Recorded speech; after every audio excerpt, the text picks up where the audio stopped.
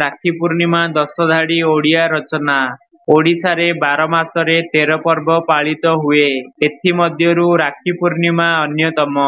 ପ୍ରତିବର୍ଷ ଶ୍ରାବଣ ମାସ ପୂର୍ଣ୍ଣିମା ତିଥିରେ ଏହି ପର୍ବ ପାଳନ କରାଯାଏ। ତେଣୁ ଏହାକୁ ଶ୍ରାବଣ ପୂର୍ଣ୍ଣିମା ବୋଲି ମଧ୍ୟ କୁହାଯାଏ। ରାକ୍ଷୀ ପୂର୍ଣ୍ଣିମା ଭାଇ ଭଉଣୀମାନଙ୍କର ଏକ ପବିତ୍ର ପର୍ବ ଅଟେ। ରକ୍ଷାବନ୍ଧନ ଭାରତୀୟ ସଂସ୍କୃତି ଓ ସଭ୍ୟତାର ପ୍ରତୀକ। ଏହି ଦିନ ଭାଇ ହାତରେ ଭଉଣୀ ରାକ୍ଷୀ ବାନ୍ଧିଥାଏ। ଏହି ଦିନ ଭଉଣୀମାନେ ନିଜ ଭାଇଙ୍କ ହାତରେ ରାକ୍ଷୀ ବାନ୍ଧି ସେମାନଙ୍କ କପାଳରେ ଚନ୍ଦନ ଓ ଚାଉଳ ଲଗାନ୍ତି।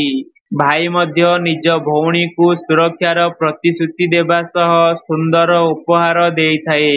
ଏହା ଭାଇ ଏବଂ ଭଉଣୀଙ୍କ ମଧ୍ୟରେ ଥିବା ବନ୍ଧନକୁ ମଜବୁତ କରେ। ରାକ୍ଷୀକୁ ଶକ୍ତି, ବିଶ୍ୱାସ ଏବଂ ବିଜୟର ପ୍ରତୀକ ବୋଲି କୁହାଯାଏ। ଏହି ଦିନ ପ୍ରଭୁ ଶ୍ରୀ ବଳଭଦ୍ରଙ୍କ ଜନ୍ମଦିନ ହୋଇଥିବାରୁ ଏହି ପର୍ବକୁ ଗହ୍ମା ପୂର୍ଣ୍ଣିମା ବୋଲି କୁହାଯାଏ। ମହାଭାରତରେ ମଧ୍ୟ ରାକ୍ଷୀର ଉଦାହରଣ ରହିଛି।